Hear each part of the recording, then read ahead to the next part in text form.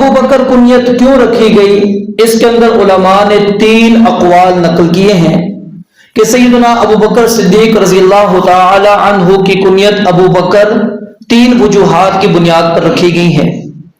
پہلی وجہ یہ ہے کہ سیدنا ابو بکر صدیق رضی اللہ تعالی عنہ اونٹوں کے ساتھ ان کا خاص ایک تعلق تھا، انسیت تھی، محبت تھی، ان کی دیکھ بھال میں خاص مہارت رکھا کرتے تھے، تو اسی مناسبت سے لوگوں نے آپ کو ابو بکر کہنا شروع کر دیا کہ یہ اونٹوں کا باپ یا اونٹوں کے ساتھ محبت کرنے والا شخص ہے۔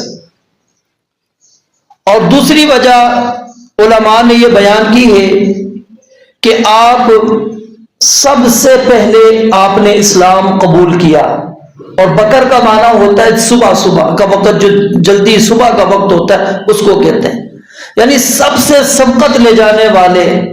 اس بنیاد کے اوپر آپ کا جو کنیت آپ کی مشہور ہو گئی وہ ابو بکر ہو گئی۔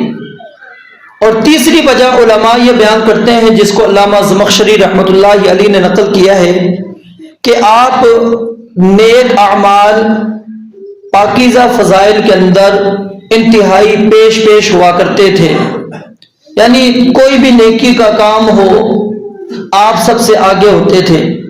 بلکہ جامع ترمذی کی روایت کے اندر یہ بات موجود ہے کہ آپ نے ایک موقع پر صحابہ کرام رضوان اللہ علیہ مجمعین سے چند اعمال کے بارے میں سوال کیا۔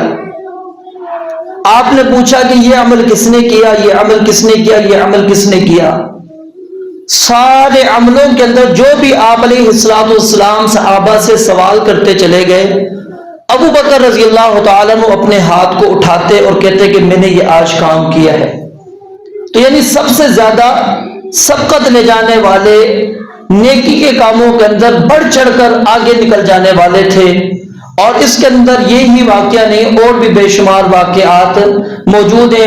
جب آپ نے کہا صحابہ کرام رضوان اللہ علیہ مجمعین کو کہ لاؤ میدان جہاد کے لیے کچھ چیزیں اللہ رب العالمین کی راہ میں خرچ کرو، عمر رضی اللہ تعالیٰ عنہ اپنے ارادے کے مطابق آدھا مال اپنے گھر کا لے کر آ گئے، اور انہوں نے کہا کہ آج میں ابو بکر سے جیت جاؤں گا۔ لیکن اس وقت بھی وہ جیت نہ سکے، وہ کیونکہ ابو بکر سارے گھر کا مال لے کر آ چکے تھے۔